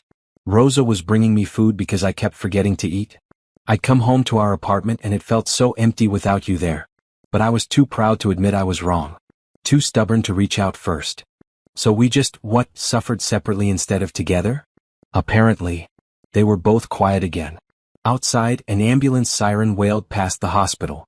What happened to us? Camila asked softly. We were so good together at first. What changed? Life got hard, Trevor said. And instead of leaning on each other, we pulled apart. You started working longer hours. I took on more projects to distract myself from missing you. We stopped talking about real things and only discussed logistics. Who was buying groceries? When rent was due? Surface stuff. And we never addressed the real problems. What were the real problems? Trevor asked. Because I still don't think I fully understand what broke us. Camila thought about this. I think I was scared. Of how much I loved you. Of how much I needed you. I watched my cousin's marriage fall apart when I was a teenager. Her husband left her for someone else and she was destroyed. Couldn't function for months. And I remember thinking, I'll never let anyone have that much power over me. I'll never need someone so much that I'd fall apart without them. But you did need me. I did. And it terrified me. So I started pulling away. Creating distance. Trying to prove to myself I could survive alone. By the time I realized what I was doing, the damage was done. Trevor processed this. I wish you'd told me that then. I wish I'd understood it then. I only figured it out through therapy after the divorce. You went to therapy? For about 8 months. It helped. Made me see a lot of things more clearly. Like how my fear of vulnerability sabotaged our marriage. I should have gone to therapy too, Trevor admitted. Instead I just threw myself into work and pretended everything was fine. We're both really good at pretending everything's fine. Yeah, we are. Another long silence. This time it felt less heavy. More contemplative. Trevor? Camila said eventually. When we get out of here, can we maybe, try again? Not jumping back into a relationship but just spending time together? Actually talking through our issues instead of running away from them? Trevor's heart stuttered in his chest. Are you sure that's what you want? We tried once and it didn't work. We were different people then. Younger, more stubborn, less self-aware. Maybe we've both grown enough to do better this time. Maybe. So is that a yes to trying again? It's a yes to coffee dates and long conversations and taking things slow, Trevor said. It's a yes to being honest instead of hiding.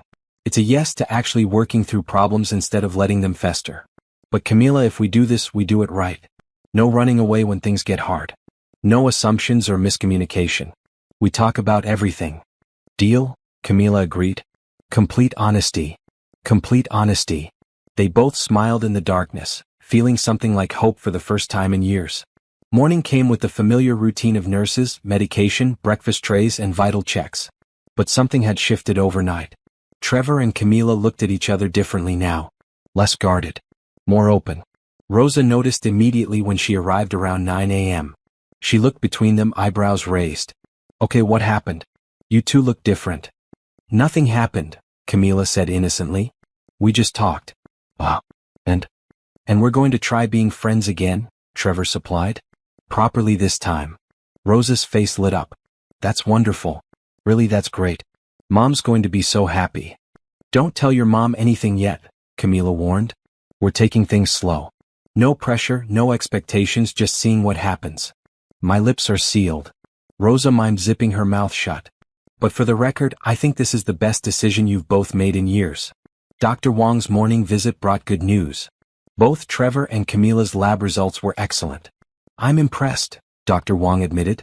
Ms. Rodriguez, your liver function is improving faster than I expected. Mr. Hayes, your remaining liver is regenerating ahead of schedule. Barring any complications, you could both potentially be discharged by the end of the week. Home? Camila perked up. Really? Home with strict instructions for rest and follow-up care. But yes, home. Dr. Wong made notes on her tablet. You'll need help. Someone to check on you daily, assist with tasks, monitor for complications. Do you both have adequate support systems? I'll stay with my parents, Camila said immediately. And I have Nicole, Trevor said. She's already offered to have her husband check on me daily. Dr. Wong nodded approval. Good. I'll start the discharge paperwork. We'll aim for Friday if your Thursday labs come back clear. After Dr. Wong left, Elena arrived with more food and news. Your apartment, Camila. Rosa and I went by to water your plants and pick up some things. The lease is up next month. Oh. Camila hadn't thought about that. I'll need to figure out what to do. Come stay with us, Elena said immediately. At least until you're fully recovered. Your old room is exactly as you left it. Mama, I'm 32. I can't move back into my childhood bedroom. Why not? You need help. We have space. It makes sense. Raphael arrived shortly after, carrying his tablet to show them photos of his latest mural. It's almost done. Took 3 months, but it's worth it. You should see it in person when you're both feeling better. The day passed pleasantly. Carlos, Rosa's boyfriend, stopped by around lunch with flowers for Camila and a box of good chocolates for everyone to share. He was a kind man, an elementary school teacher with an easy smile and gentle manner. He and Trevor talked about sports and Carlos's students while Rosa and Camila caught up on family gossip. Around 3 p.m., a woman Trevor didn't recognize knocked on the door. She was in her mid-40s, professionally dressed in a navy pantsuit, with graying hair and sharp intelligent eyes behind red-framed glasses. Camila? She approached the bed with a warm smile. I'm so glad to see you awake. Dr. Foster. Camila's face lit up. What are you doing here? I heard through the hospital grapevine about your transplant. Thought I'd check in on my former patient. Dr. Benjamin Foster pulled up a chair. How are you feeling? Much better. Dr. Foster, this is Trevor Hayes. My ex-husband and organ donor. Trevor, this is Dr. Benjamin Foster. He was my therapist after the divorce. Trevor shook the doctor's hand. Nice to meet you. Likewise. Camila talked about you extensively in our sessions. Dr. Foster's eyes twinkled with amusement at Camila's immediate blush. All good things, I assure you. Traitor, Camila muttered. Dr. Foster chatted with them for a few minutes, then turned serious. Camila, Trevor, I don't want to overstep. But given the unique circumstances you're in, recovering from a major medical event that connects you both, I want to offer something. Once you're discharged, if you're interested, I'd be happy to facilitate some joint counseling sessions. Not couples therapy per se, but a space to discuss what you're both going through and how to navigate your relationship moving forward. Trevor and Camila exchanged glances. That might be helpful, Trevor said slowly. I agree, Camila added. If you're willing to take us on. I'd be honored. Just call my office when you're ready. Dr. Foster stood, shook both their hands again and left. That was unexpected, Trevor said after the door closed. But good, Camila replied. Right? Having a professional help us navigate this. Yeah. Good. That evening, after visitors had left and the hospital quieted for the night, Camila's phone rang. Elena had brought it earlier, fully charged. Camila answered without checking the caller ID. Hello. Camila, darling, I heard you were in the hospital. The voice made Camila's entire body tense. Christine Warner. Her former supervisor at the nonprofit. Hi, Christine. I'm so sorry I didn't call sooner. I've been traveling for work and only just heard the news. How are you feeling? I'm recovering. I had a liver transplant. Oh my goodness, that's serious. Do they know what caused it? Camila explained about the autoimmune hepatitis. Christine made sympathetic noises throughout. Then she said, and I heard your ex-husband was the donor? That must be awkward. It's not awkward. It's generous. Well, yes, of course. But darling, you need to be careful. Men like that, they think doing something grand gives them a claim on you. He's probably expecting you to feel obligated to him. Camila's jaw tightened. Trevor's not like that. All men are like that, darling. They do favors and keep score. You're better off keeping your distance once you're healed. Christine, I appreciate your concern, but Trevor donated because he's a good person. Not because he wants something from me. If you say so. Just be cautious, alright? You worked so hard to build an independent life after your divorce. Don't let him pull you back in. After the call ended, Camila sat staring at her phone, feeling unsettled. Christine had been the one encouraging her to prioritize work over marriage, telling her she didn't need a husband to be complete, pushing her to create distance from Trevor. At the time, Camila had thought Christine was being supportive. Now, looking back, she wondered if Christine had been projecting her own bitter divorce onto Camila's marriage. That didn't sound like a fun conversation, Trevor observed from his bed. It wasn't. That was Christine, my old supervisor. She's not Trevor's biggest fan. I gathered that from your side of the conversation. Camila set her phone on the bedside table. Trevor, can I tell you something? Always. When we were married, Christine used to talk to me a lot about independence. About not losing myself in a relationship. About making sure I maintain my own identity separate from being your wife. And I thought she was looking out for me, helping me stay strong. But I think maybe she was actually encouraging me to push you away. To see connection as weakness instead of strength. Why would she do that? Because she was divorced and bitter, and maybe she didn't want me to have what she'd lost. Camila's voice was sad. I let her voice get into my head, Trevor. I let her convince me that needing you was a flaw instead of part of loving you. And I almost destroyed us because of it. But you didn't destroy us. We're still here. Barely. And only because you refused to give up on me even when I gave you every reason to. Camila, we both made mistakes. You're not solely responsible for the divorce. Maybe not. But I own my part in it. And I'm sorry. I'm so sorry for listening to bad advice instead of trusting what we had. Trevor wished he could cross the room and hold her. I forgive you. And I'm sorry too for not fighting harder. For leaving when you asked for space instead of insisting we work through our problems together. We were both doing the best we could with the tools we had. Yeah, we were. They were quiet for a while, processing. Then Trevor said, I'm glad Dr. Foster offered to see us. I think we need professional help navigating this second chance. Me too. I don't want to repeat our past mistakes. Neither do I. The night stretched on. They talked about smaller things now, lighter topics. Books they'd read, shows they'd watched, places they wanted to travel someday. They laughed together, something that had once come so naturally and now felt like rediscovering a forgotten skill. Around midnight, a nurse came to check on them one final time before shift change. You two should be sleeping, she scolded gently.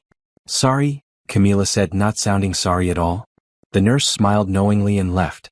Trevor and Camila settled into their beds, but neither closed their eyes quite yet. Good night, Mila, Trevor whispered. Good night, Trevor. This time, the darkness felt comfortable instead of lonely. For the first time since the divorce, neither of them went to sleep feeling alone. Thursday arrived with perfect lab results for both patients. Dr. Wong confirmed Friday discharge pending final checks. The news brought excitement and nervousness in equal measure. You'll need to take it easy for at least a month, Dr. Wong reminded them. No heavy lifting, no strenuous activity, lots of rest. Follow-up appointments every week initially, then every 2 weeks, then monthly.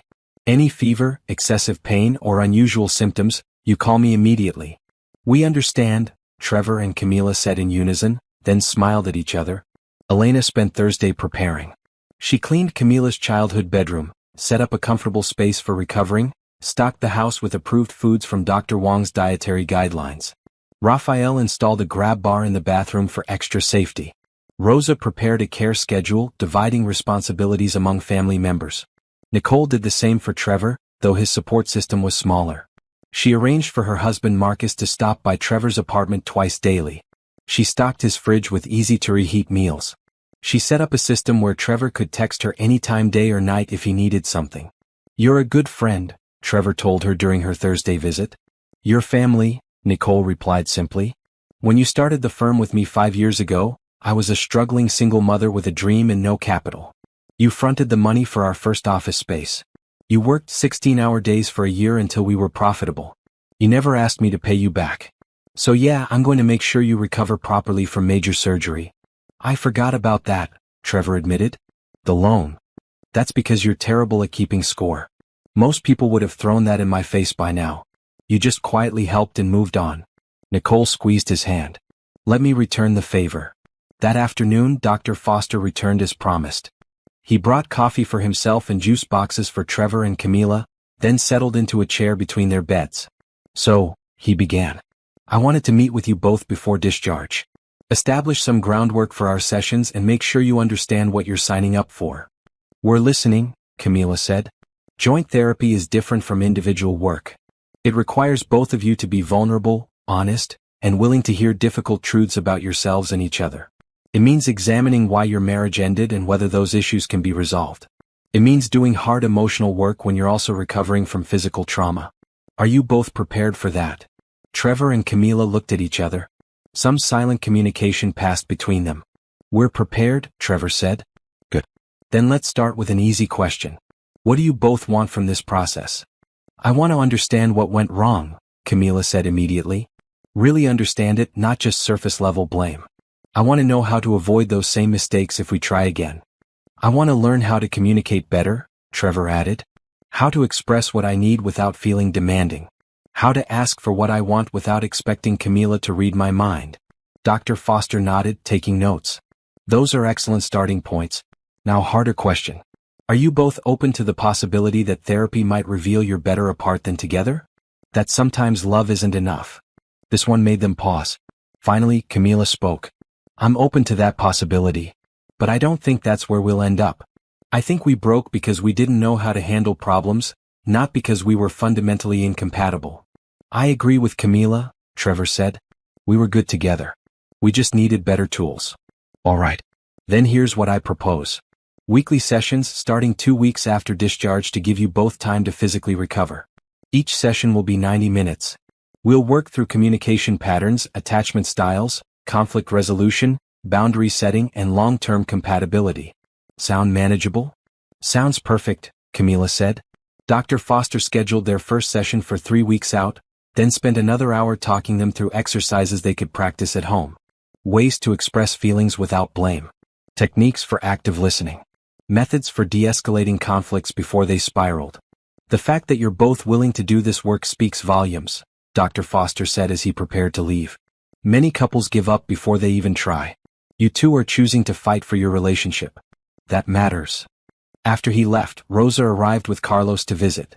They brought cards and games, and the four of them spent the evening playing Uno and making each other laugh. It felt normal, easy, like hanging out with friends instead of recovering from major surgery. "You two are good together," Trevor observed, watching Rosa and Carlos interact. "How long have you been dating?" 2 years next month, Carlos said, his arm around Rosa's shoulders. "I keep trying to convince her to move in together, but she says her parents would have a heart attack." "They would," Rosa confirmed. "Very traditional. No living together before marriage.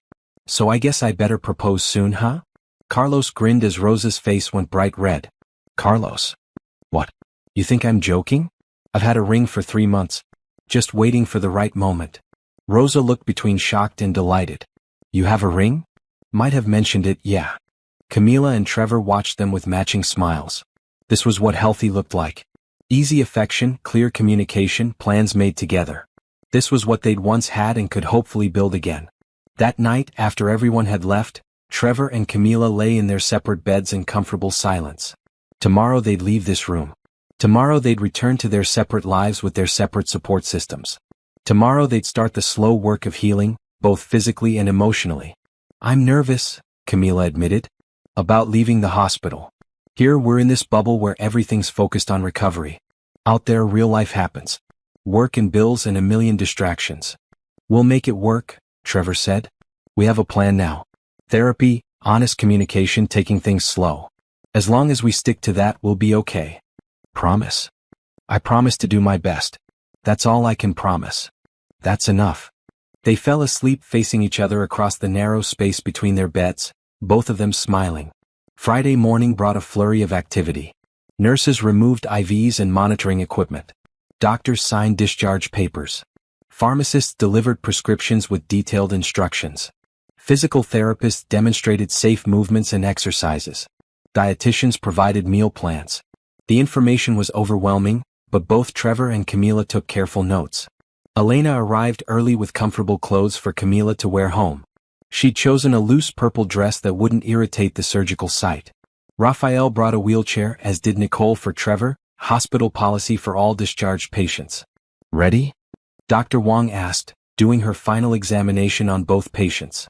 Any last questions? Will we see each other at follow-up appointments? Trevor asked. You'll have separate schedules initially to avoid overwhelming the clinic. But yes, occasionally your appointments might overlap.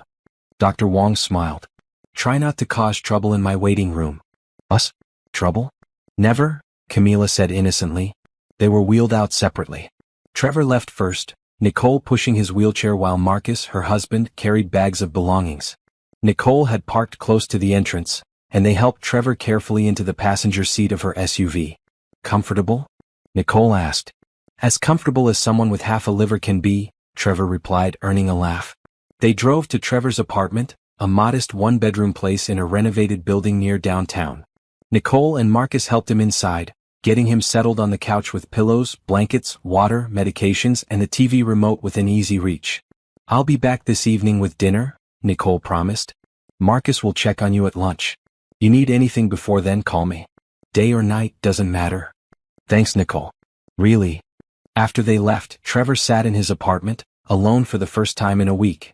Felt strange. Too quiet. He picked up his phone and texted Camila, made it home. How are you feeling? Her response came quickly, tired but good. Mom's already fussing. How's your place? Quiet. Missed the sound of hospital machines beeping. Liar. You hated those machines. Maybe I miss other sounds? Like you complaining about the machines. I never complained. I calmly expressed reasonable frustration. Trevor smiled at his phone. This felt right. Natural. Like they'd never stop doing this. Meanwhile, at the Rodriguez house, Camila settled into her childhood bedroom. The room was exactly as she'd left it at 18, though cleaner. Posters of bands she'd loved in high school still covered one wall. Books lined shelves. A corkboard displayed photos from her teenage years. Elena had set up a small table beside the bed with water, medications, healthy snacks, and a bell to ring if Camila needed anything. I know you can walk, Elena said when Camila protested the bell. But I want you to rest. Let us help you. Mama, I'm going to be fine. Humor me. Rosa visited after work, bringing Thai food for dinner. The whole family ate together at the dining room table, Camila moving slowly but managing. They talked about everything and nothing. Raphael's mural. Rosa's upcoming anniversary with Carlos. Elena's garden plans for spring. Felt good. Normal. Like coming home after a long journey. Over the next 2 weeks, Trevor and Camila fell into separate routines. Trevor worked from home on laptop, doing design work that didn't require being in the office. Nicole brought him lunch most days, staying to chat and catch him up on projects. Marcus checked in regularly, helping with tasks like grocery shopping that Trevor couldn't manage yet. Camila spent her days reading, watching TV, taking short walks around the neighborhood with Rosa or Elena. She video called with colleagues, staying updated on work but not diving back in yet. Carlos came over several evenings, and she enjoyed watching Rosa's relationship blossom. And every day without fail, Trevor and Camila texted. Good morning messages. Photos of meals they'd eaten. Jokes about terrible daytime television. Updates on healing progress. Gradually the texts grew longer. More personal.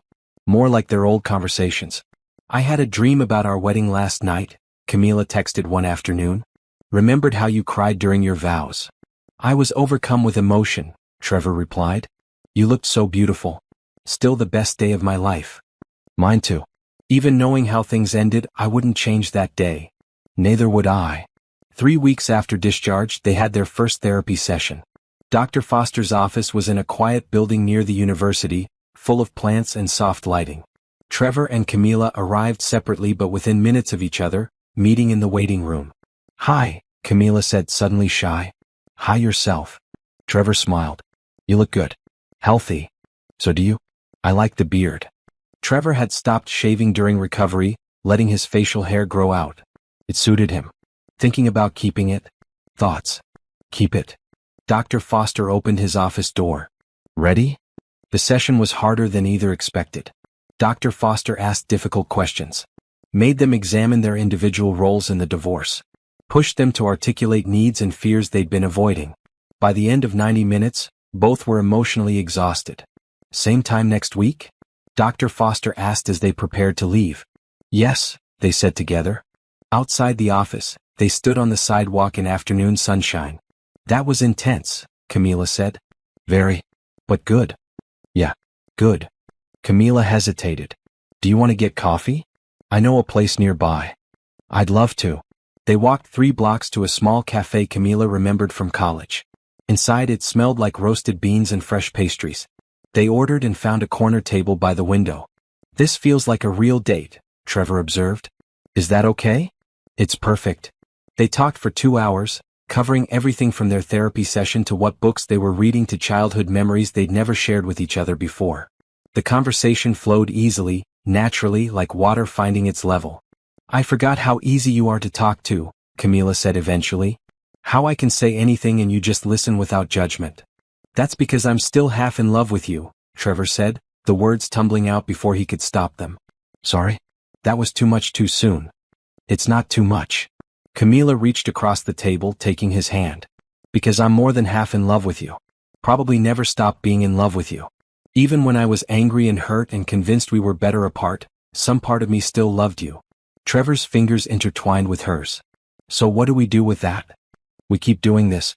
Therapy, coffee dates, honest conversations. We build something new instead of trying to resurrect what died. And we see where it goes. No rushing? No rushing, Camila confirmed. But no running away either. When things get hard, we face them together. Deal. They finished their coffee and walked outside, still holding hands. The sun was setting, painting the sky in shades of orange and pink. Trevor walked Camila to her car, parked 2 blocks away. Thank you for today, Camila said when they reached her vehicle. For being willing to do this work with me. Thank you for being worth the work. Camila laughed, then stood on her toes and kissed his cheek. See you next week? Absolutely. She drove away and Trevor stood on the sidewalk watching her taillights disappear into traffic. For the first time since the divorce, he felt genuinely hopeful about the future. 6 months passed in a blur of therapy sessions, coffee dates, long walks, and longer conversations. Trevor and Camila learned to navigate their relationship with new tools, better communication, clearer boundaries. They learned to argue productively. They learned to ask for what they needed. They learned to support each other without losing themselves. Dr. Foster watched their progress with professional satisfaction. You've both grown tremendously, he said during what would be their final scheduled session. You're communicating effectively. Managing conflict well. Building a foundation based on honesty instead of assumption. I think you're ready to move forward without weekly sessions. Really? Camila looked both excited and nervous. You think we're ready? I think you have the tools you need. Of course, you can always come back if you hit rough patches. My door is always open. But yes, I think you're ready to build this relationship on your own. After the session, Trevor and Camila sat in his car in the parking lot. I can't believe it's been 6 months, Trevor said. Feels like yesterday and a lifetime ago simultaneously. I know what you mean. Camila looked at him. We've come so far. We have. Trevor took her hand. Camila, I need to ask you something. Okay. I love you. I never stopped loving you, but now it's different. Better. Built on truth instead of fantasy. And I know we said we'd take things slow, but 6 months feels like enough time to know what I want. Trevor took a deep breath. I want you back in my life. Fully. Not just coffee dates and therapy sessions. I want to wake up next to you. Fall asleep beside you. Build a life together properly this time. Camila's eyes filled with tears. Happy tears. I want that too. Yeah. Yes. Absolutely yes. They kissed in the parking lot like teenagers, both of them laughing and crying simultaneously. When they finally pulled apart, Trevor said, "So, should we look for a place together? Or do you want to move into my apartment? Or should I move in with you at your parents' house?" "Definitely not my parents' house," Camila said immediately. "I love them, but I'm 32 and ready to not live with Mama again. Maybe we look for something new? A fresh start? I like that idea." Over the next month, they apartment hunted together. It was harder than expected. Trevor wanted something close to his office. Camila wanted a neighborhood with good public transportation. Trevor cared about architectural details. Camila cared about closet space. They learned to compromise, to weigh priorities, to make decisions together. Finally, they found it. A 2-bedroom apartment in a renovated building halfway between Trevor's firm and Camila's nonprofit. Tall windows, exposed brick, modern kitchen, plenty of space. They signed the lease on a Friday afternoon and moved in the following weekend with help from family and friends. Nicole brought pizza for everyone. Rosa and Carlos helped carry boxes. Elena directed traffic like a general commanding troops. Raphael installed shelves and picture hooks. Marcus assembled furniture while his and Nicole's kids, 2 energetic girls aged 8 and 10, entertained everyone with stories. By Sunday evening, the apartment was livable. Not decorated yet, boxes still stacked in corners, but livable. Their families left around 8 p.m., leaving Trevor and Camila alone in their new space. "We did it," Camila said, collapsing on their newly assembled couch. "We actually have a place together." Trevor sat beside her, pulling her close. "Second chance done right. Think we'll make it this time?" "I know we will. Because we're different now. Smarter, more honest, better at handling problems. And because I refuse to ever lose you again." Camila tilted her head up to kiss him. "Good answer." They spent their first night in the new apartment eating takeout directly from containers and watching terrible reality TV. It was perfect. Simple, comfortable, exactly what they needed. 3 months later, on a sunny Saturday afternoon, Rosa and Carlos hosted a barbecue at Carlos's parents' house to celebrate their engagement. Carlos had finally proposed, creating an elaborate scavenger hunt around the city that ended with him on one knee in the park where they'd had their first date. Rosa had said yes immediately. The whole family was there. Elena and Raphael, multiple cousins, friends from work and school. Nicole brought her husband and daughters. Even Dr. Foster stopped by briefly to congratulate the happy couple.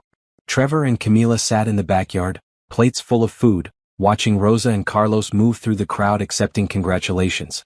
"They're good together," Camila observed. "They are. Like us, but less dramatic." "We weren't that dramatic. Mila, we got divorced and then one of us donated a liver to the other. That's objectively dramatic." "Okay, fair point."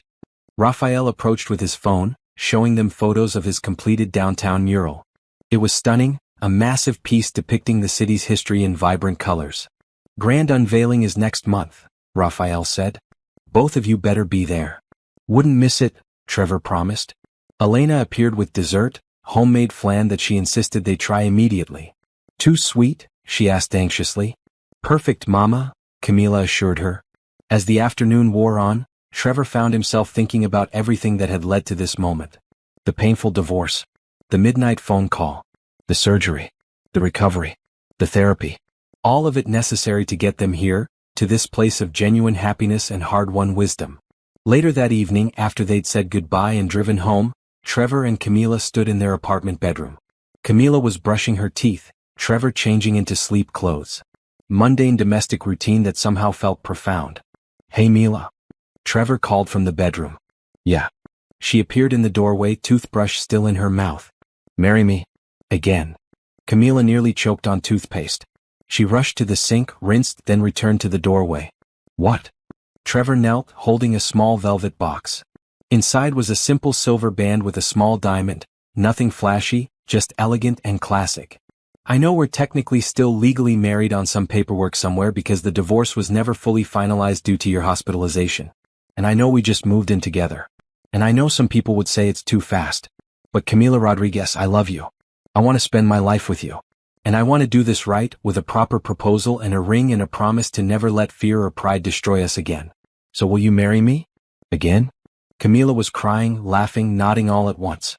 "Yes. Obviously yes." You saved my life and then you saved my heart, and yes, I'll marry you. Again. Trevor slid the ring onto her finger.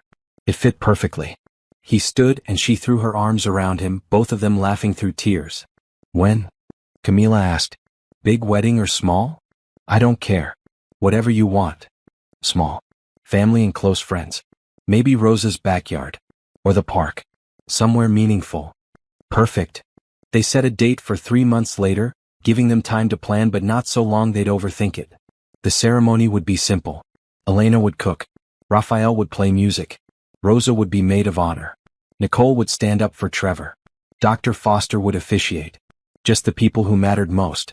The night before the wedding, Camila stayed at her parents' house for old time's sake. Elena helped her daughter get ready, pinning up her hair, adjusting the simple white sundress Camila had chosen instead of a traditional gown. You're happy? Elena asked, looking at Camila in the mirror. I'm happy, Mama. Really, truly happy. That's all I ever wanted for you. Meanwhile, Trevor stayed at the apartment with Marcus, who'd volunteered to be his best man this time around. They ordered pizza, watched a game, kept things low-key. You nervous? Marcus asked. Not even a little. This is the easiest decision I've ever made. That's how you know it's right. The wedding took place in the park where Trevor and Camila used to walk during their first marriage. Rosa and Carlos had decorated a small area with white flowers and ribbons. Chairs were set up for the 30 guests. A simple arch stood at the front, covered in climbing roses. Camila walked down the grass aisle on Raphael's arm, and Trevor's heart stopped like it had the first time he'd seen her in a wedding dress. She was beautiful. Radiant. Dr. Foster stood under the arch, smiling warmly. Dearly beloved, he began, and Trevor barely heard the rest. His entire focus was on Camila, on the woman who'd become his wife, then his ex-wife, then his second chance, and now would be his wife again. Trevor, your vows? Dr. Foster prompted. Trevor took Camila's hands. Camila, the first time we did this, I promised to choose you every day. I broke that promise. I let you go when I should have fought. But this time I promised to fight. To communicate. To work through problems instead of walking away. I promise to see you, really see you, even when it's hard. I promise to build a life with you based on honesty and trust and genuine partnership. I love you. I will always love you. And I promise to prove that every single day for the rest of our lives. Camila was crying. Happy tears. Trevor, the first time we did this, I promised to see you. I broke that promise too. I let my fears blind me to what mattered. But this time I promised to be brave. To be vulnerable. To ask for help when I need it. I promised to choose us over my pride. To communicate instead of assuming. To build something real with you. I love you. I never stopped loving you. And I promise to show you that love through actions, not just words. Dr. Foster beamed. By the power vested in me and with great joy, I pronounce you husband and wife. Again. Trevor, kiss your bride.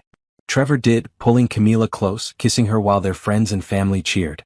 When they finally pulled apart, both were grinning like fools. The reception was simple. Elena's food, Raphael's music, dancing on the grass, laughter and stories, and so much love. Nicole gave a toast about Trevor's loyalty and stubbornness. Rosa gave a toast about Camila's strength and growth. Dr. Foster gave a toast about second chances and doing the hard work of love. As the sun set, Trevor and Camila danced together under string lights, surrounded by everyone who mattered. We made it, Camila whispered against Trevor's shoulder. We did, Trevor agreed. And this time we're never letting go. They danced until the stars came out, until the music wound down, until it was time to leave for the small hotel where they'd spend their wedding night before flying out for a week-long honeymoon in Costa Rica. In the car, driving away from the park, Trevor glanced at Camila in the passenger seat. She'd kicked off her shoes and was looking out the window, a soft smile on her face. What are you thinking about? He asked. How close we came to losing this. How one phone call changed everything. Do you regret any of it? The divorce, the pain, all of it? Camila considered this. I regret that we suffered. But I don't regret the journey. Because the people we are now, the relationship we have now, we couldn't have built this without going through that fire first. We had to break to learn how to heal. We had to lose each other to really appreciate what we have. That's pretty wise. I've had good therapy. Trevor laughed, reaching over to take her hand. I love you, Mrs. Hayes. I love you too, Mr. Hayes. They drove into the night, towards their future, together. This time forever.